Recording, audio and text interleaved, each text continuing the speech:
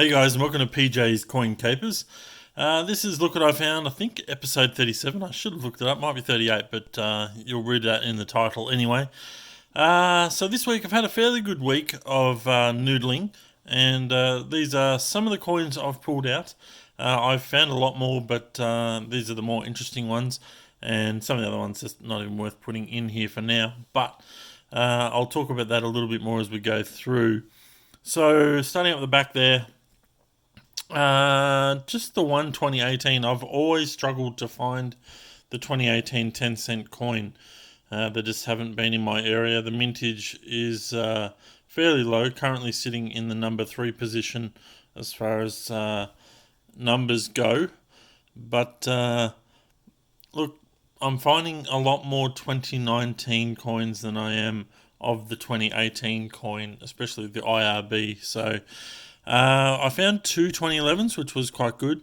Most of them, I think both of them were in the same roll this week. So I was, quite fortunate in that regard. And this is the lowest minted 10-cent coin. Now, I've been keeping all of these just for reference of the JC 10-cent coins. So I probably went through a fairly even amount of 10-cent coins along with 5-cent coins this week. And, sorry, I feel like I was going to sneeze. Anyway, we'll keep going. So I found 3 of these IRBs, and I like to sort of keep you informed as to what I'm finding. I found heaps of the JCs, so I kept all those aside.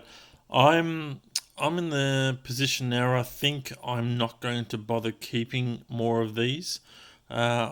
I'm fairly satisfied that they're going to be a fairly high mintage.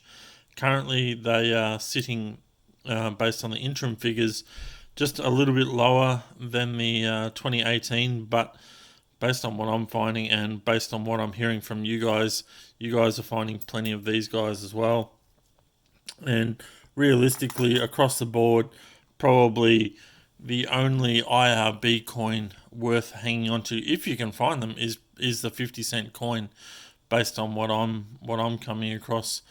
5-cent coins, I did go through heaps this week. This was an error coin that I found. You can probably just pick it up. It's a lot easier to see in person, but I'll try and zoom in a bit. There's a bit of a lamination error going across that coin there, straight across the neck there, and keeps on going. So that was a keeper. Fairly hard to find anything like that on a 5-cent coin, and probably coming more and more scarce across most of the coins nowadays.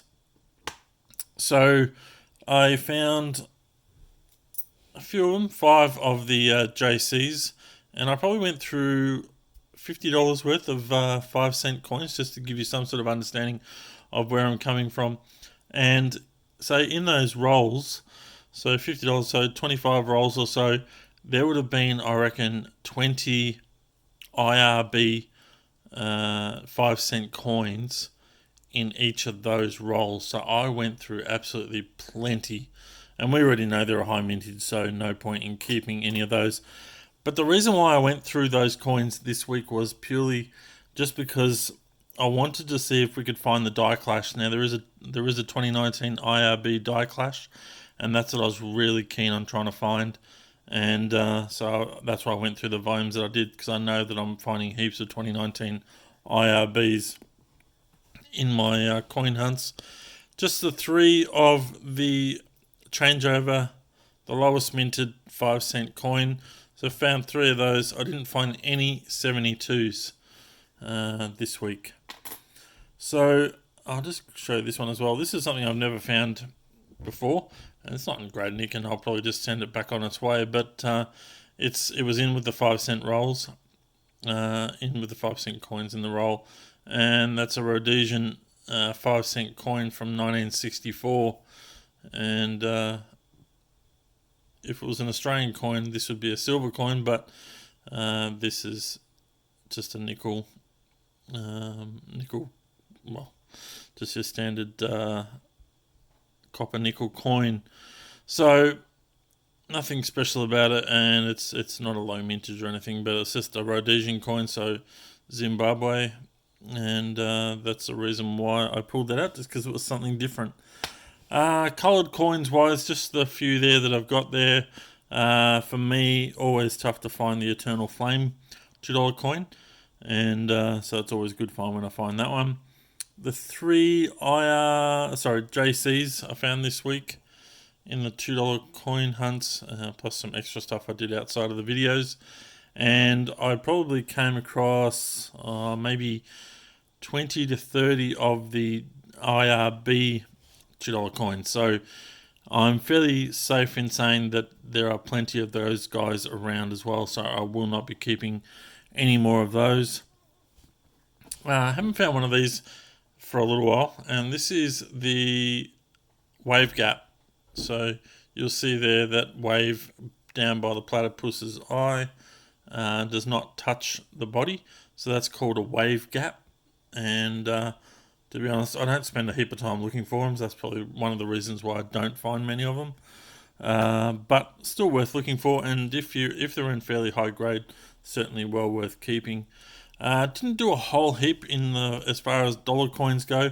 I did find a few more of these coins, as in the Great Australian Coin Hunts, so the lettered ones. I did find a few more than what I have on display right now, but just to show that they are still popping through. Just one rabbit ear for the week, and it's that one there. What year was that? It's a 2010. 2010's fairly common year to find rabbit ears, so nice big one there. And occasionally you will find other cuds on these coins as well. I think there's a little one down by the shoulder of the big roo there, just there. But sometimes you'll see multiple cuds on these. Very common to find them on the 2010 $1 coin. Just a couple of 2019 coins, the A coin and just a standard mob of roos. I did keep the Don Bradman 20 cent coin as it wasn't in too bad a nick. Now, the JC 20 cent coins, I don't come across many. That was it for what I went through this week. I generally try to go through maybe 20 rolls or so. So to only find two, I'm going to still keep those when I find them. The 20 cent IRB is not worth hanging on to. Too many of those, and I do find plenty of them. 50 cent coin rolls. I only went through 3 rolls. That's all I was able to get out of the machine this week. So I was fairly successful with what I found. So I found, what is that called? The Marbo coin. Marbo 50 cent, low mintage, 1.4 million. And then I did find 3 of the Federation coins. So that was a Queensland one. Also I get a Victorian one. And another Queensland one. So not too bad at all. Now this week was extraordinary as far as finding rim cuds for me, and I found 5 different ones, and I think I found 3 of them during our $2 coin roll hunts during the week, and I also found this one at another stage. So you can find them with the double rim cuds. Hopefully you can see that there, double rim cud. They do, I think I've talked about this on the video before, they're not always in that location. Sometimes they're slightly around. So keep an eye out on the 2001 International Year of Volunteers coin. That is a fairly common error to find on that coin. Always good to find a 5 cent rim cud. There it is there. You can see that on the left of the echidna. Don't know if I can hold that any better. But yeah, you can see that there. So it's always good to find those ones. And that one's a 2001. It doesn't have any other errors. It's not a, a flamingo. So it's not a flamingo error coin. But it certainly does have a rim cud on the side there. Now, one other coin I found that was interesting during the week, and I just want to basically show you the importance. Actually, this was another one I didn't bother putting aside, but there is sort of some lamination-y sort of stuff going on there with that 50-cent coin, but really I wasn't too keen on it, so I might end up putting that one back into circulation. But my point that I was going to make. Okay, so during the week I found this 10-cent coin. Now, hopefully you can pick it up on camera. It is completely smooth on this right-hand side, basically where Australia is, and the date, and I can't make out the date, and it's probably in the 70s, I would guess. Possibly 79 maybe. But anyway, you can see that there's just a lack of detail. It does have all the rim as it should be, but what I probably have noticed about this one is that it's slightly thinner on that side where it is really smooth. Okay, so I'm not suggesting that this is an error coin. The reason why I'm bringing it to your attention is because, yes, you could look at this as definitely being an error coin. And look, I'm not ruling that out either, but I'm more going with post-mint damage, okay? So a good way to find out whether or not it's post-mint damage or not is to weigh it. And these scales are very cheap, and they get down to 2 decimal places, okay? Which is important when you're trying to weigh coins, and check your books, check online to see what the weight should be.